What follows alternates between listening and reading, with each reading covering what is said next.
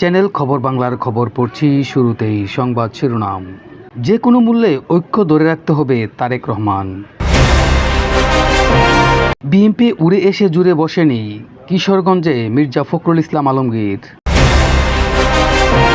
আওয়ামী লীগ 15 বছরে অর্থনীতিকে সম্পূর্ণ ফোকলা বানিয়ে দিয়েছে, ডক্টর মঈন খান।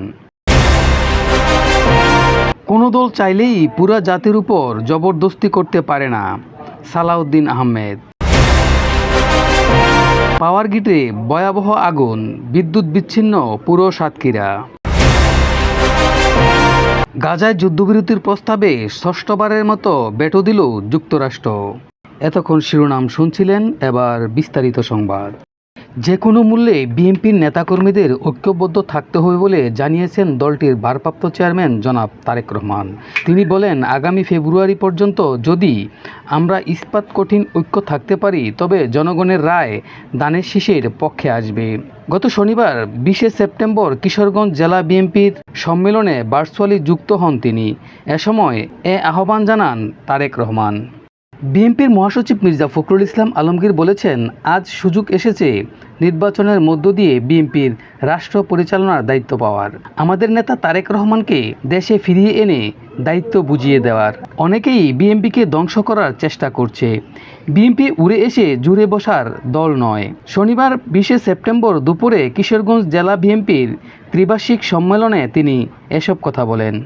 বিগত 15 বছরে স্বৈরাচার আওয়ামী লীগ বাংলাদেশের অর্থনীতিকে সম্পূর্ণ ফোকলা বানিয়ে ফেলেছে বলে মন্তব্য করেছেন বিএনপির স্থায়ী কমিটির সদস্য ডক্টর মঈন খান।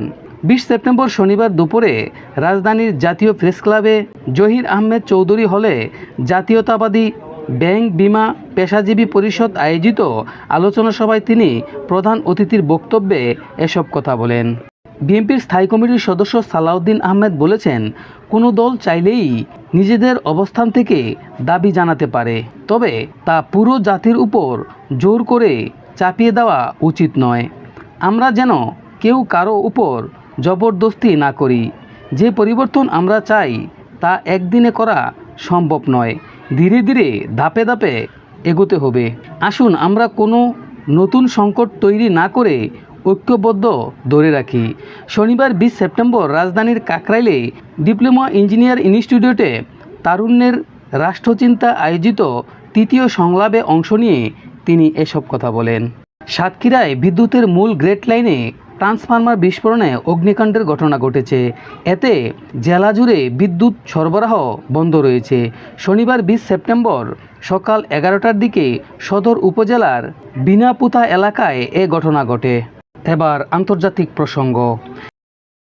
গাজায় যুদ্ধবিরতির আহ্বান জানানোর একটি গুরুত্বপূর্ণ প্রস্তাবে যুক্তরাষ্ট্র আবারও ভেটো দিয়েছে, যা ছিল জাতিসংঘের নিরাপত্তা পরিষদে এই ইস্যুতে তাদের ষষ্ঠবারের মতো ভেটো। এ প্রস্তাব এমন এক সময় পেশ করা হয় যখন ইসরায়েল গাজা শহরে তাদের আগ্রাসন আরও জোরদার করেছে।